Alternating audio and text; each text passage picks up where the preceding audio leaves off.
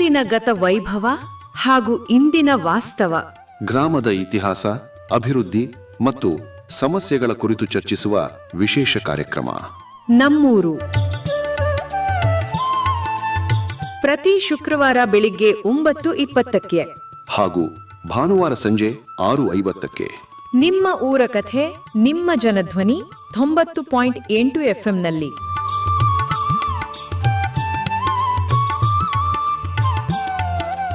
ಆತ್ಮೀಯ ಕೇಳುಗರಿಗೆ ನಮಸ್ಕಾರ.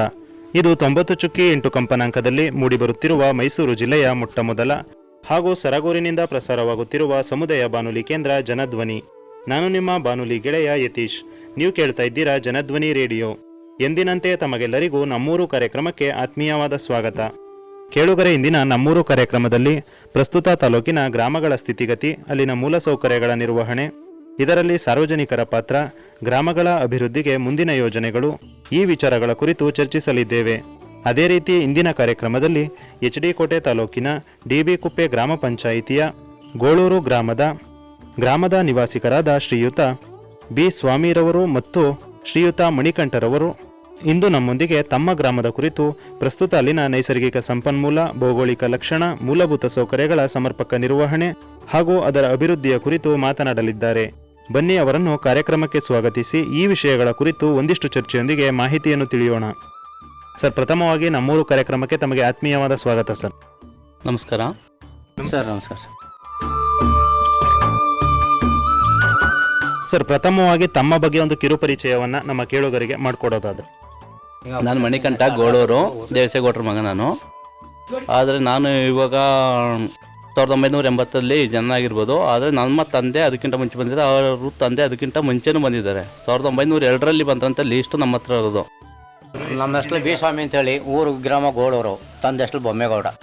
ಸುಮಾರು ನಾವು ಇಲ್ಲಿಗೆ ಬಂದು ಈ ಊರಿಗೆ ಬಂದು ಸರ್ ಸುಮಾರು ಒಂದು 200 ವರ್ಷ ಹತ್ತಿರ ಆಗಿದೆ ಇಲ್ಲಿಗೆ ಬಂದು. ಸರ್, ತಮ್ಮ ಒಂದು ಗ್ರಾಮಕ್ಕೆ ಗೋಳೂರು ಅಂತ ಹೆಸರು ಏನಕ್ಕೆ ಬಂತು? ಜೊತೆಗೆ ತಮ್ಮ ಗ್ರಾಮದಲ್ಲಿ ಎಷ್ಟು ಜನಸಂಖ್ಯೆ ವಾಸಿಸ್ತಾ ಇದೆ, ಅದ್ರ ಬಗ್ಗೆ ತಿಳಿಸೋದಾದ್ರೆ.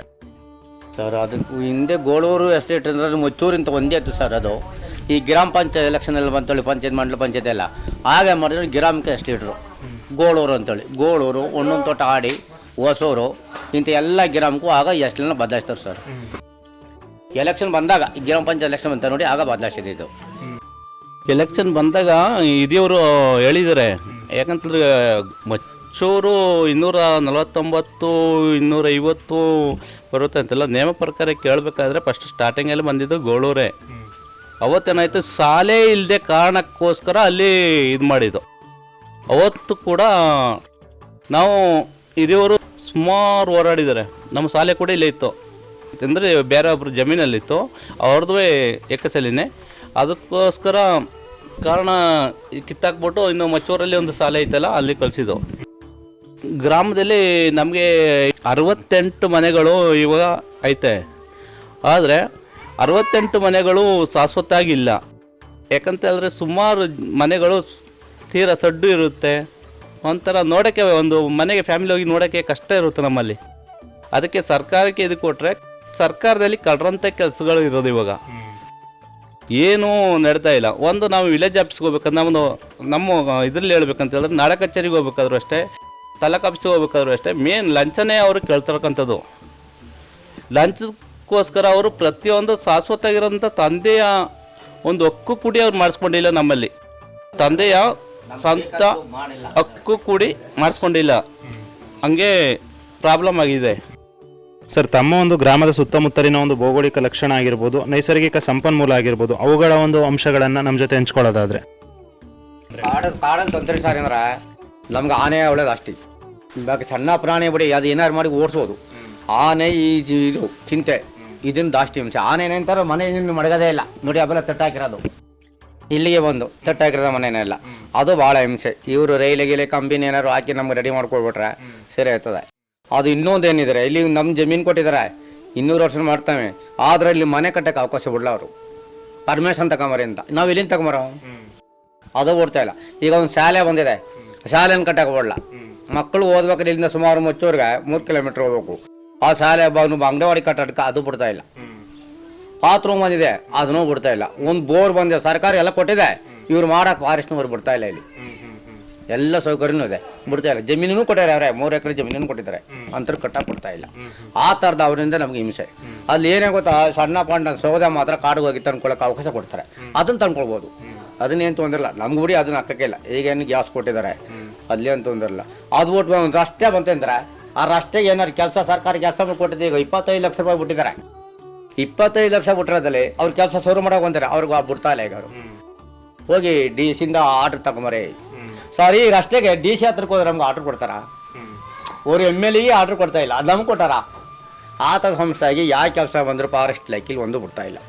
ಅವ್ರದ್ದೇ ದೊಡ್ಡ ಹಿಂಸೆ ಇರೋದು ಇಲ್ಲಿ ನಮ್ಗೆ, ಅವ್ರದ್ದೇ. ಇಲ್ಲೊಂದಿಷ್ಟೊತ್ತಿಗೆ ಬಿಲ್ಡಿಂಗ್ ಎಲ್ಲ ಕೆಲಸ ಎಲ್ಲ ಬೇಕಾದಷ್ಟೇ ಕೆಲಸ ಆಗಿರೋದು. ಈಗ ನಿನ್ನೆ ತಾನೆ ಒಂದು 6 ಕೋಟಿ 7 ಕೋಟಿ ರೂಪಾಯಿ ಕೆಲಸನ ಬಿಟ್ಟಾರೆ, ಬೈರಮುಖದಿಂದ ಹೊಸೂರಿಂದ ಬೈರಮುಖವರೆಗೂ.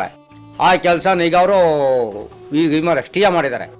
ಆ ಕೆಲಸ ಮಾಡೋಕ್ಕಾಗಲ್ಲ, ಪರ್ಮಿಷನ್ ತಗೊಂಬರಿ ಅಂತ. ಎಲ್ಲಿಂದ ಕೊಡ್ತಾರೆ ಸರ್ ಪರ್ಮಿಷನ್? ಯಾರು ಕೊಡ್ತಾರೆ? ಮಂತ್ರಿ ಹತ್ರ ಹೋದ, ಅಲ್ಲಿ MLA ಹತ್ರ ಹೋದ. MLA ಬಂದು ಉದ್ಘಾಟನೆ ಮಾಡಿ ಕೊಟ್ಟಿರೋದು. ಅಲ್ಲಿ DC ಬಂದಿದ್ದಾರೆ, ಎಲ್ಲ ಬಂದಾರೆ. ಅವ್ರು ಬಂದೇವರು ಕೆಲಸನ ಬಿಡ್ತಿಲ್ಲ, ತಡೆ ಹಿಡಿದಾರೆ ಅಂದರೆ ನಾವು ಇನ್ಯಾರ ಹತ್ರ ಹೋಗಿ ನಾವೇನು ವಿದ್ಯಾಭ್ಯಾಸ ಇಲ್ಲ. ಈಗ ನೀವು ಹೇಳಿದಾಗ ಏನು ಅಲ್ಲಿ ಓಡಾಡಿ ಸ್ವಲ್ಪ ತಿಳ್ಕೊಂಡು ನೀವು ಅಷ್ಟೇ ಅಲ್ಲ, ವಿದ್ಯಾಭ್ಯಾಸ ಒಂದೆಲ್ಲ ನಾವು ಎಲ್ಲಿ ಹೋಗೋ, ನೀವು ಹೋಗಿ ಬರೀ ಅಂತಂದರೆ ಆ ಥರದ ಹಿಂಸೆ ಸರ್, ಭಾಳ ಹಿಂಸೆ. ಒಂದು ಗ್ರಾಮ ಪಂಚಾಯತ್ ಮನೆ ಬಂದರೆ ಮನೆ ಕಟ್ಟಕ್ಕೆ ಬರ್ತಾರೆ. ಈ ಪಾಯಿಗೆ ನೋಡಿ ಬೇಸ್ಮಟ್ಟ ಕಟ್ಟಿದ್ದಾರೆ, ಮನೆ ಕಟ್ಟಕ್ಕೆ ಬರ್ತಾ ಇಲ್ಲ. 6 ವರ್ಷದಿಂದ ಒಂದು ಮನೆಗೆ ನೋಡಿ, ಆ ಸೊಡ್ಡು ನೋಡಿ ಎಲ್ಲ ಕಟ್ಟಿ ಮಾಡಿ ಅಂದ್ರೂ ಪಂಚಾಯತಿಲಿ ಏನೂ ಇದಿಲ್ಲ. ಎಲ್ಲ ತೊಂದರೆ ಈ ಪಂಚಾಯತಿದಿಂದ ಬರೋದು. ನಿಮ್ರುಗಳೆಲ್ಲ ಅವ್ರವ್ರಿಗೆ ಸರಿ, ನಿಮ್ರುಗಳೇ. ಈ ಬಡವ್ರಿಗೂ ನೋಡ ಪಂಚಾಯತಿಯೇ ಇಲ್ಲ. ಅವರು ದೊಡ್ಡ ಸಾವುಕಾರ್ಗೆ ಅವರು ಒಂದು ಮನೆ ಇದ್ದು 2 ಮನೆ ಕೊಡ್ತಾರೆ.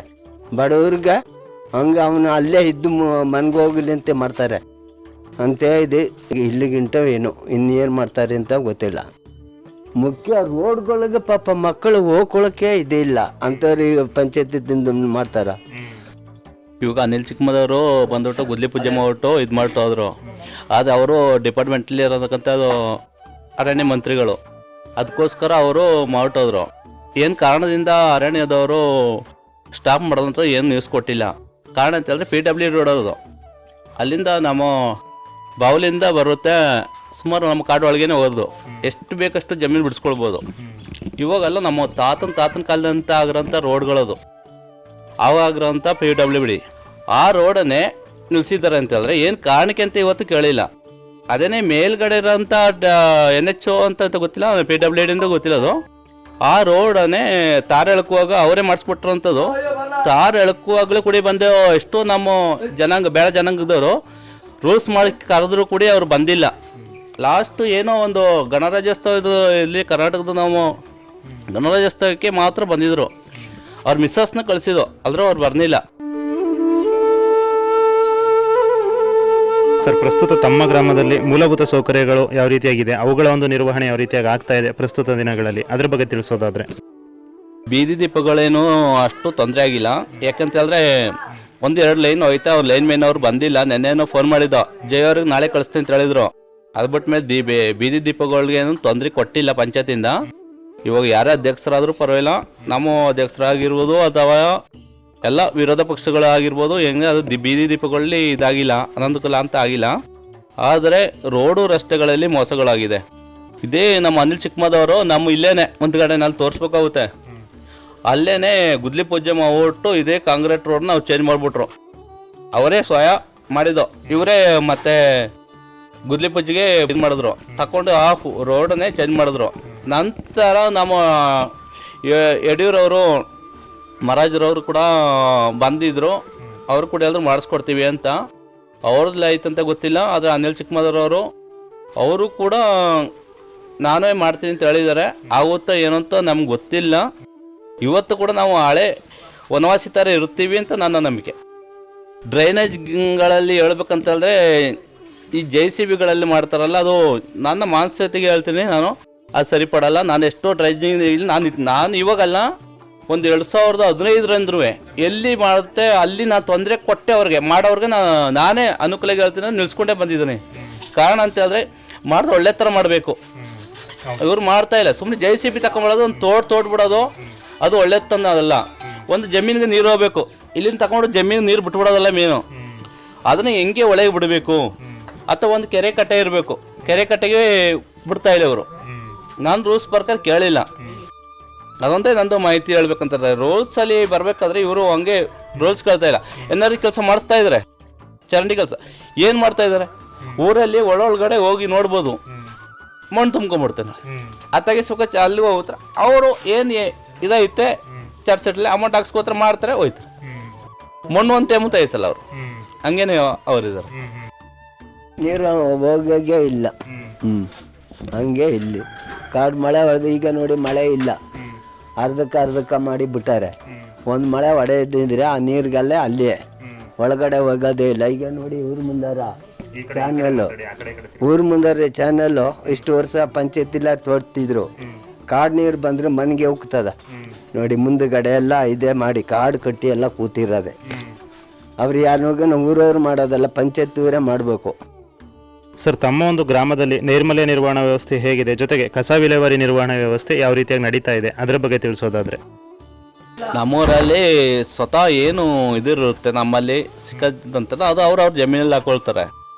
ಅದು ಬಿಟ್ಟು ಪಂಚಾಯತಿನ ಏನು ಒಂದು ತಗೊಂಡೋಯ್ತಾ ಇಲ್ಲ. ಪಂಚಾಯತಿಲಿ ಬಾಕ್ಸ್ ಕೊಡ್ಬೇಕಂತ ನಿಯಮಿತ ಕಳ್ಸರಿ ಗಾಡಿ ಕೂಡಿ ಮಾಡಿದ್ದಾರೆ ನರೇಂದ್ರ ಮೋದಿ ಅವ್ರದ್ದು. ಅದು ಕೂಡ ನಮ್ಮೂರಿಗೆ ಬಂದಿಲ್ಲ. ಮತ್ತೆ ನೀರಾವರಿಗೇ ಇದೇ ಪೈಪ್ ಕೊಟ್ಟಿದ್ದು ಕೂಡಿ ಪೈಪ್ ಕೂಡಿ ಬಂದಿಲ್ಲ. ಅದು ವಿಚಾರದಲ್ಲಿ ಮಳ್ಳಕ್ಕಾದ್ರೆ ನಾವು ವಾಟರ್ ಮ್ಯಾನ್ ಅವ್ರಿಗೆ ಕೇಳಬೇಕು ಅದು ಏನಾಯಿತು ಅಂತ. ಅದು ಪಂಚಾಯತಿ ಅಧ್ಯಕ್ಷರು ಕೆಳಗೆ ಮಾಡ್ತಾರೆ ಅಂತ ಹೇಳಿದ್ರೆ ಕಳಿಸರಿ, ಈ ಸರಿ ಆಗಲಿಲ್ಲ. ಮತ್ತು ಏನಾಯ್ತು ಅಂತ ಗೊತ್ತಿಲ್ಲ. ಮತ್ತೆ ಇಂಜಿನಿಯರ್ ಬಂದೊಂದು ಸರಿ ಈ ಸರಿ ಮಾಡಿಸ್ಕೊಡ್ತೀವಿ ಅಂತ ಹೇಳಿದ್ರು.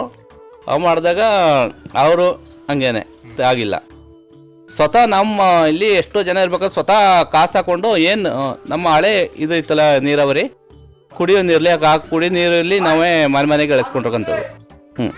ಕಳೆದು ಒಂದು ಇದರಲ್ಲಿ ಪುರುಷೋತ್ತಮ ಅವರು ಒಂದು ಮಾತು ಹೇಳಿದರು, ನಾನೇ ಎಳೆಸ್ಕೊಟ್ಟಿದ್ದೆ ಅಂತ.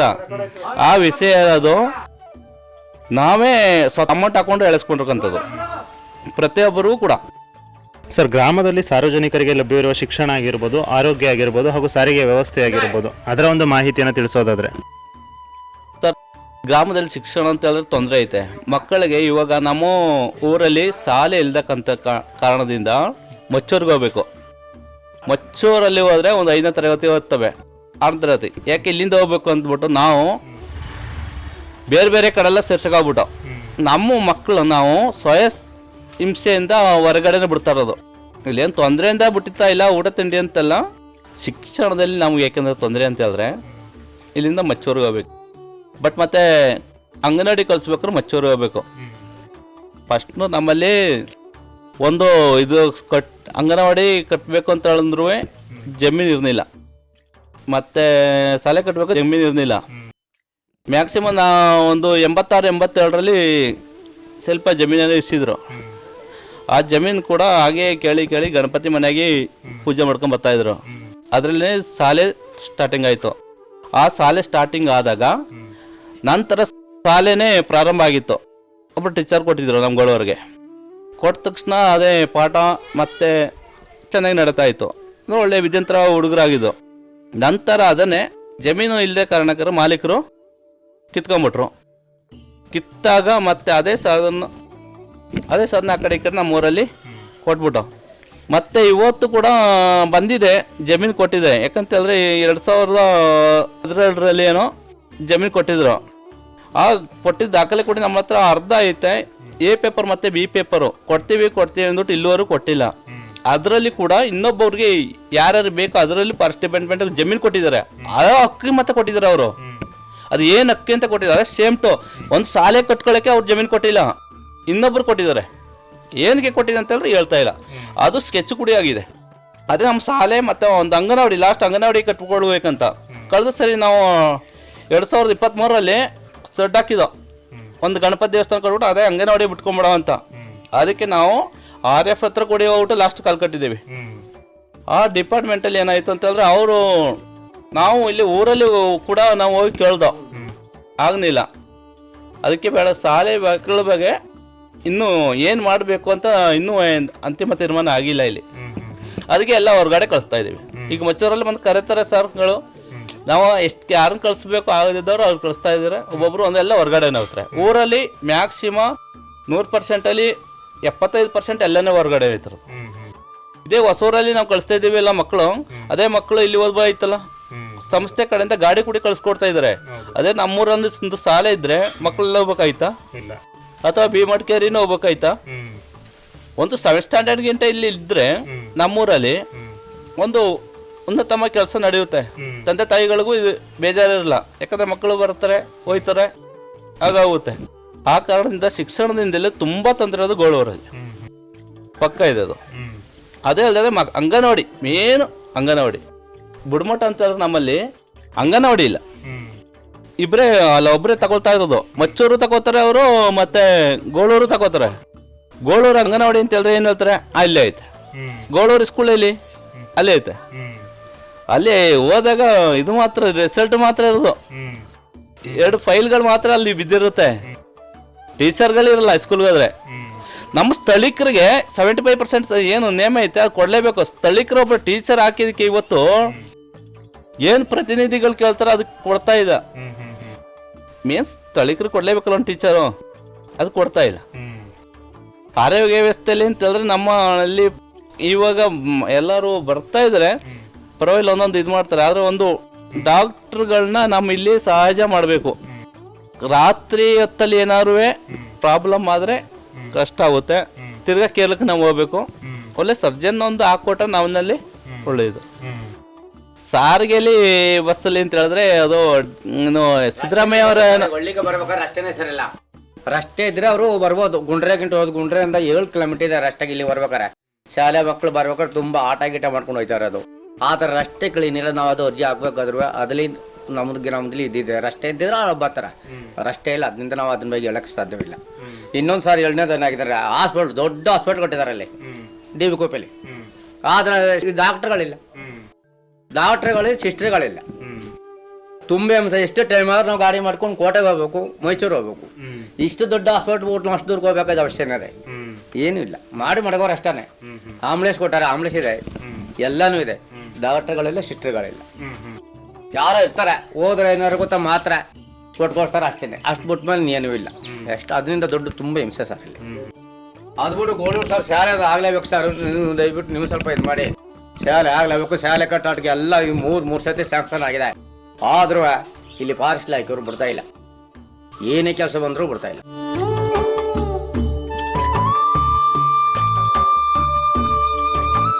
ಸುಬ್ರಹ್ಮಣ್ಯ ಸರ್ ಇರುವಾಗಲೇ ಅಲ್ಲೇ ಅದೇ ಜಾಗದಲ್ಲಿ ಇದು ಮಾಡ್ಕೊಟ್ಟಿರ್ತಕ್ಕಂಥದ್ದು.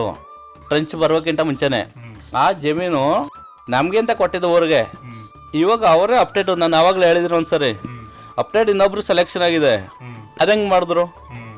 ಅದೇ ಸ್ಕೂಲ್ ಬಂದಾಗ ಸೆಲೆಕ್ಷನ್ಗಾಗಿ ಬಿಲ್ಡಿಂಗ್ ಕಟ್ಟಕ್ಕಾಗಿ ನಾವು ಹೋಗಿದ್ದೋ.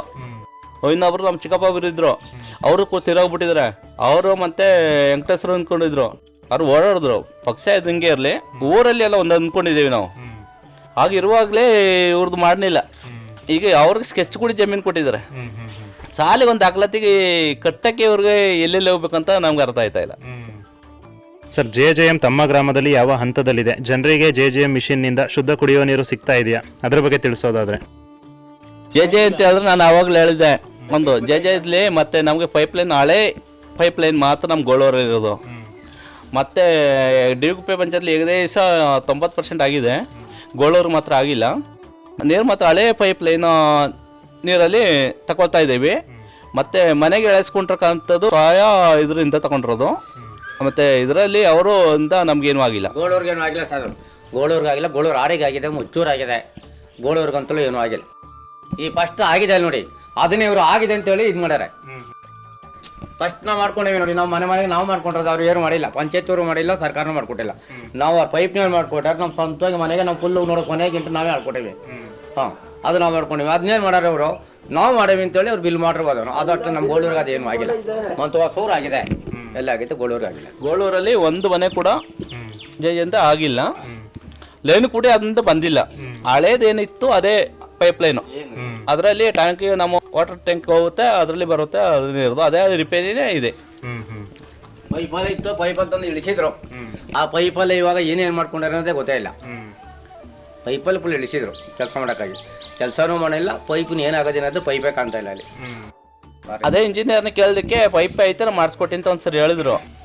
ಅದು ವಾಟರ್ ಮಿನರ್ ಇತ್ತು, ಇಂಜಿನಿಯರ್ನಾಗೆ ಕೇಳಬೇಕಾಗುತ್ತೆ.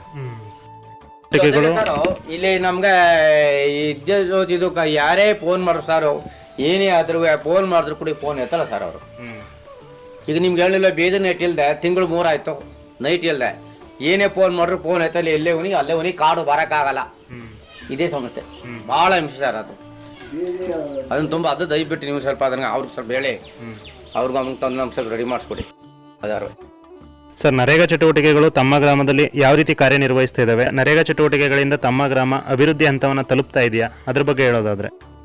ಗೋಳೂರಲ್ಲಿ ನರೇಗಾ ಚಟುವಟಿಕೆಗಳಲ್ಲಿ ಏನೂ ಆಗಿಲ್ಲ. ಆಗಿರಕ್ಕಂಥದ್ದು ಅಂತಂದರೆ ಪಂಚಾಯತಿಲಿ PDO ಹಾಕೊಳ್ಳಿ, ಸೆಕ್ರೆಟರಿ ಹಾಕೊಳ್ಳಿ, ಮತ್ತು ನಮ್ಮ ಅಧ್ಯಕ್ಷರು ಹಾಕೊಳ್ಳಿ, ಇದ್ರ ಮಾಹಿತಿ ಇಲ್ಲಿ ಕೊಟ್ಟಿಲ್ಲ. ಕಳಿಸಿರ್ತಾರೆ ಮೊಬೈಲಲ್ಲಿ, ಅಥವಾ ಏನೂ ಆಗಿಲ್ಲ.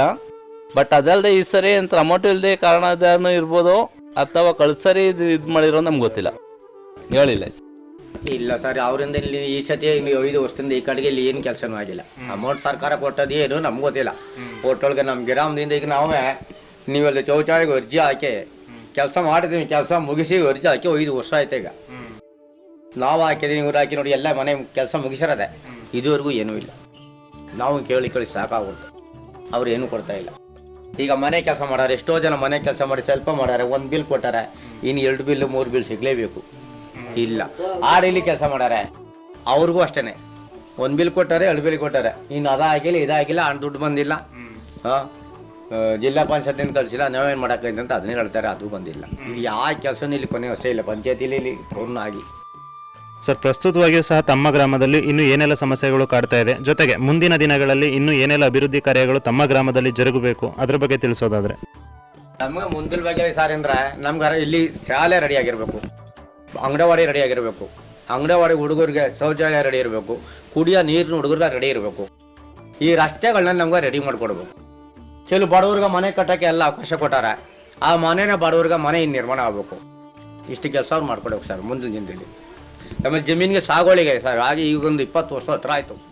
ಹಿಂದೆ 100 ವರ್ಷದಿದ್ದ ಜಮೀನನ್ನ ಸಾಗುವಳಿ ಕೊಡ್ತೀವಿ ಅರ್ಜಿ ಎಲ್ಲ ಹಾಕಿ ಎಲ್ಲ ತಿರುಗಾಡಿ ಸಾಕಾಗ್ಬಿಟ್ಟಿದೆ. ನಮಗೂ ಎಲ್ಲ ಜನಗಳು ಗೊತ್ತು, ಎಲ್ಲ ಸಾಕಾಗ್ಬಿಟ್ಟಿದೆ. ಅದು ಇವತ್ತಾಗಲಿ ನಾಳಾಗಲಿ ಅಂತ ಹೇಳಿ ಸರ್ 20 ವರ್ಷ ಆಯಿತು. ನಮಗೆ ಜಮೀನು ಅದನ್ನು ಸಾಗುವಳಿ ಸಿಗ್ಬೇಕು ಸರ್, ಹಕ್ಕುಪತ್ರ ಸಿಗ್ಬೇಕು. ಎಲ್ಲ ರೆಡಿಯಾಗಿ ಡಿಸಾಪ್ಸ್ಲಿದೆ, ಅದು ಸಿಗ್ತಲ್ಲ ಇವತ್ತಾಗಲಿ ನಾಳಾಗಲಿ ಅಂತಾನೆ.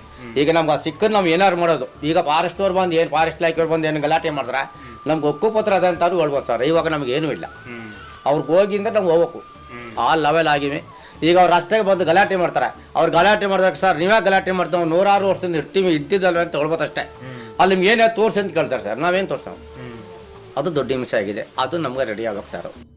ರಸ್ತೆ ಮತ್ತು ನಮಗೆ 1.5 ಕಿಲೋಮೀಟ್ರ್ ರಸ್ತೆ ಆಗಬೇಕಾಗುತ್ತೆ. ಯಾಕಂತ ಹೇಳಿದ್ರೆ ಇಲ್ಲಿಂದ MLA ಅನಿಲ್ ಚಿಕ್ಕಮದವರೇ ಇಲ್ಲಿಂದ ಗುದ್ಲಿ ಪೂಜೆ ಮಾಡಿದ್ರು. ಇವಾಗಲೆಲ್ಲ 2017-18ರಲ್ಲಿ ಆವಾಗಲೇ ಬಂದಿದ್ದು. ಅದು 100 ಮೀಟ್ರ್ ಅದು ಸೆಲೆಕ್ಷನ್ ಆಗಿದೆ, ಬೇರೆ ಕಡೆ ಅವ್ರು ಚೇಂಜ್ ಮಾಡಿದರು. ಬಟ್ ಅದೇ ಥರ ಇಲ್ಲಿಂದ RD ಅವರಿಂದ ನಮ್ಮ ಮೈಸೂರು ಮಾಂದಾಡಿ ರಸ್ತೆ ಅಲ್ಲಿಗೆ ಇಂಟ್ಲೋ ತಗೊಳ್ತೀವಿ ಅಂತ ನಿನ್ನೆ ಬಂದು ಹೇಳಿದ್ರು ಅವರು. ನಾವುಗಳು ಊರಿನಿಂದ ನಾವು ಹೊರಗಡೆ ಕೆಲಸ ಮಾಡ್ತಾ ವ್ಯಕ್ತಿಗಳು. ಆದರೆ ಮತ್ತು ಶಾಲೆ ಮತ್ತು ನಮ್ಮಣ್ಣ ಆವಾಗಲೇ ಹೇಳಿದ್ದಾರೆ, ಶಾಲೆ ಮತ್ತು ಅಂಗನವಾಡಿ ಶೌಚಾಲಯ ಮತ್ತು ಕುಡಿಯೋ ನೀರು ನಿರ್ಮಾಣ, ಅದು ನಮಗೆ ಮೇನ್ ಬೇಕಾದಂಥ ವಿಷಯಗಳು. ಅದೇ ನಮ್ಮ ಹಕ್ಕುಪತ್ರಕ್ಕೆ ಹೋದಾಗ ಹಕ್ಕುಪತ್ರದಲ್ಲಿ ನಾನು ಆಗೋಗೊಂದು ಸರಿ ಹೇಳಿದ್ರು, ನಾನು ಹಕ್ಕುಪತ್ರದಲ್ಲಿ ಆಗಿರಕ್ಕಂಥ ಅನ್ಯಾಯದಿಂದ ಭಯಂಕರ ಕಷ್ಟ ನಮಗೆ. ಅದರಲ್ಲಿ ನಮಗೆ ಸಾಮಾಜಿಕ ಕಲ್ಯಾಣ ಇಲಾಖೆಯಲ್ಲಿ ನಮಗೆ ಮೋಸ ಆಗಿದೆ. ಗೋಳೂರಿಗೆ ಬೇಕೆ ಮಚ್ಚೂರಿಗಾಗಿಲ್ಲ, ಅದೇ ಮತ್ತೆ ಫೈಲೆಲ್ಲ ಹಾಳಾಗ್ಬಿಟ್ಟಿದೆ, ಸ್ಕೆಚ್ ಮಾಡಿಕೊಡಿ ಅಂತ. ಅದು ಯಾರ ಅಮೌಂಟ್ ಇದೆ ಅವರು ಹಂಗೆ ಮಾಡಿಸಿದ್ದು ಅಂತ ಗೊತ್ತಿಲ್ಲ. ಇವರು ಅರಣ್ಯ ಸಮಿತಿಯವ್ರು ಮಾಡಿರೋದಂತ ಗೊತ್ತಿಲ್ಲ. ಇವರು ಅರಣ್ಯ ಕಲ್ಯಾಣ ಸಮಿತಿಯ ಅವರು ಮಾಡಿರೋದಂತ ಗೊತ್ತಿಲ್ಲ. ಅವ್ರು ಯಾಕಂತ ಹೇಳಿದ್ರೆ ಅವತ್ತು ನಾವು ಕೂಡ ವಾದ ಮಾಡಿದ ಒಂದ್ಸರಿ ವಾದ ಮಾಡುವಾಗ ಅವರು ಹೇಳಿದ್ರು, ನನ್ನ ಹತ್ರ ಫೈಲ್ ಇತ್ತು, ಏನಾಯ್ತು ಗೊತ್ತಿಲ್ಲ. ನಾನು ಅವಾಗ ಕೇಳಿದೆ ಅವ್ರನ್ನ, ನೀನು ಏದಕ್ಕೆ ಇದೆ ಅಂತ ಕೇಳಿದೆ. ಹಿಂಗೆ ಏಕವಚನದಲ್ಲಿ ನಾನು ಮಾತಾಡಿದ್ದು, ನೀನು ಏಕೆ ಇದೆಯಾ? ನಮ್ಮ ಜನಾಂಗ ಕೊಟ್ಟೋದು ನೆಮ್ಮದಿ ಒಬ್ಬರಿಗೆ. ಈಗ ನಾನು ಶಾಲೆಗೆ ಹೋಗ್ಬೇಕಂದ್ರೆ ಟೀಚರ್ಗಳು ಪಾಠ ಮಾಡ್ತಾರಂತಲ್ಲ ಹೋಗೋದು, ಅಲ್ಲದೆ ಸುಮ್ಮನೆ ಹೋಗಲ್ಲ. ಹಂಗೇನೆ ನಾನು ಕೇಳಿದೆ ಇವಾಗ ಮಾಡಿಸ್ಕೊಡ್ತೀನಿ ಅಂದರು. ಇಲ್ಲಿವರೆಗೂ ಆ ಫೈಲಿಂದ್ರೆ ನಮಗೆ ತೊಂದರೆ ಆಗಿರೋದು. ಮತ್ತೆ ಬಂದರು ನಮ್ಮ ಜನಾಂಗ ಕೂಡಿ ಒಂದು ತಾಲೂಕು ಆಫೀಸಲ್ಲೂ ಹೋದ್ರು, AC ಆಫೀಸ್ ಹೋದ್ರು, ಕಾಣಿಸ್ಕೊಂಡಿಲ್ಲ. ಶಾಸಕದವ್ರು ಕಾಣಿಸ್ಕೊಂಡಿಲ್ಲ, ಮತ್ತು AC ಅವರು ಕಾಣಿಸ್ಕೊಂಡಿಲ್ಲ. ಬರ್ತಾರೆ ಅವರು ಉಪ ಇಲಾಖೆಯವರು. ಅದೊಂದೇ ತೊಂದರೆ ನಮಗಿಲ್ಲಿ. ಸರ್, ಕೊನೆಯದಾಗಿ ನಮ್ಮ ಜನಧ್ವನಿ ಕೇಳುಗರಿಗೆ ಅಥವಾ ತಾಲೂಕಿನ ಜನತೆಗೆ ಒಂದು ಕಿವಿ ಮಾತನ್ನು ಹೇಳೋದಾದರೆ ಏನಂತ ಹೇಳೋದಕ್ಕೆ ಬಯಸ್ತೀರಾ? ನನಗೆ ಇವತ್ತು ನೀವು ಬಂದಿದ್ರಿ, ಒಂದು ಜನಧ್ವನಿಯ ರೇಡಿಯೋ ಬಂದದಕ್ಕೆ ಒಳ್ಳೆಯದಾಯಿತು. ನಾವು ಇನ್ನೂ ಮುಂದೆ ಬಂದರೆ ನಾವು ಇನ್ನೊಬ್ಬರ ಹತ್ರ ಮಾತಾಡಿಸ್ತೀವಿ. ನಾವು ಕೂಡ ಬೇಡ ಜನಾಂಗದಲ್ಲಿರೋಕ್ಕಂಥವ್ರು, ಆ ಜನಾಂಗಕ್ಕೆ ಒಂದು ಉನ್ನತವಾಗಿ ಇನ್ನೂ ಮುಂದೆ ಬರಬೇಕಂತ ನನ್ನಲ್ಲಿ ಮನವಿ. ಸರ್, ಇನ್ನೊಂದು ಸರ್, ನಮಗೆ ನೀವು ಹೇಳಿದ್ರೆ ಸರ್ಕಾರ ಸವಲತ್ತು ನಿಮ್ಗೇನು ಸಿಕ್ಕಲ್ಲ ಅಂತ. ಆದರೆ ನಮ್ಮ ತಾಲೂಕಿಂದ ಆಗಲಿ ಮತ್ತು ಈ ಹೋಬಳಿಯಿಂದ ಇಲ್ಲಿಂದಾಗಲಿ ಈ ಒಂದು ಟ್ರಾಕ್ಟ್ರ್ ಬರ್ತದೆ, ಟಿಲ್ಲರ್ ಇದೆ, ಜಮೀನು ಉಳಾಕ ಇದಿದೆ, ಈ ಮತ್ತು ತಾರ್ಪಾಡು ಕೊಡ್ತಾರೆ, ಇವು ಮತ್ತು ಮುಷ್ಟುಡೆ ಪಂಪ್ ಕೊಡ್ತಾರೆ. ಈ ಥರ ಸವಲತ್ತು ನಮಗೇನು ಬರಲ್ಲ ಸರ್.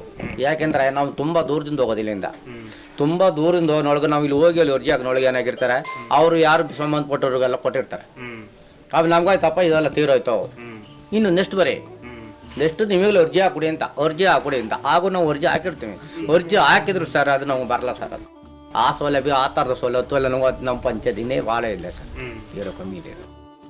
ಇಲ್ಲಿಯವರೆಗೂ ತಮ್ಮ ಗ್ರಾಮದ ಇತಿಹಾಸ, ಸ್ಥಿತಿಗತಿ, ಅಲ್ಲಿನ ಮೂಲಸೌಕರ್ಯಗಳ ನಿರ್ವಹಣೆ, ಇದರಲ್ಲಿ ಸಾರ್ವಜನಿಕರು ಮತ್ತು ಯುವಕರ ಪಾತ್ರ, ಗ್ರಾಮಗಳ ಅಭಿವೃದ್ಧಿಗೆ ಮುಂದಿನ ಯೋಜನೆಗಳು, ಈ ವಿಚಾರಗಳ ಕುರಿತು ಮಾಹಿತಿಯನ್ನು ತಿಳಿಸಿಕೊಟ್ಟಿದ್ದಕ್ಕೆ ನಮ್ಮಿಂದ ಹಾಗೂ ಸಮಸ್ತ ಜನಧ್ವನಿ ಕೇಳುಗರಿಂದ ತಮಗೆ ಹೃತ್ಪೂರ್ವಕ ಧನ್ಯವಾದಗಳು ಸರ್.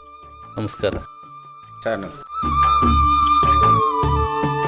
ಪ್ರಿಯ ಕೇಳುಗರೆ, ಇದುವರೆಗೂ ನಮ್ಮೂರು ಕಾರ್ಯಕ್ರಮದಲ್ಲಿ HD ಕೋಟೆ ತಾಲೂಕಿನ DB ಕುಪ್ಪೆ ಗ್ರಾಮ ಪಂಚಾಯಿತಿಯ ಗೋಳೂರು ಗ್ರಾಮದ ನಿವಾಸಿಗರಾದ ಶ್ರೀಯುತ B ಸ್ವಾಮಿರವರು ಮತ್ತು ಮಣಿಕಂಠರವರಿಂದ ಮಾಹಿತಿಯನ್ನು ತಿಳಿದುಕೊಂಡೆವು. ಇದೇ ರೀತಿ ಮತ್ತೊಂದು ಊರಿನ ಇತಿಹಾಸ, ಸ್ಥಿತಿಗತಿ, ಮೂಲಭೂತ ಸೌಕರ್ಯಗಳ ಸಮರ್ಪಕ ನಿರ್ವಹಣೆ ಹಾಗೂ ನೈಸರ್ಗಿಕ ಸಂಪನ್ಮೂಲಗಳ ವಿಶೇಷತೆಯನ್ನು ಕುರಿತು ಮುಂದಿನ ನಮ್ಮೂರು ಕಾರ್ಯಕ್ರಮದಲ್ಲಿ ತಮ್ಮೆಲ್ಲರನ್ನೂ ಭೇಟಿಯಾಗುತ್ತೇನೆ. ಅಲ್ಲಿಯವರೆಗೂ ಕೇಳ್ತಾ ಇರಿ 90.8 ಕಂಪನಾಂಕದಲ್ಲಿ ಮೂಡಿಬರುತ್ತಿರುವ ಮೈಸೂರು ಜಿಲ್ಲೆಯ ಮೊಟ್ಟಮೊದಲ ಹಾಗೂ ಸರಗೂರಿನಿಂದ ಪ್ರಸಾರವಾಗುತ್ತಿರುವ ಸಮುದಾಯ ಬಾನುಲಿ ಕೇಂದ್ರ ಜನಧ್ವನಿ. ಧನ್ಯವಾದಗಳು.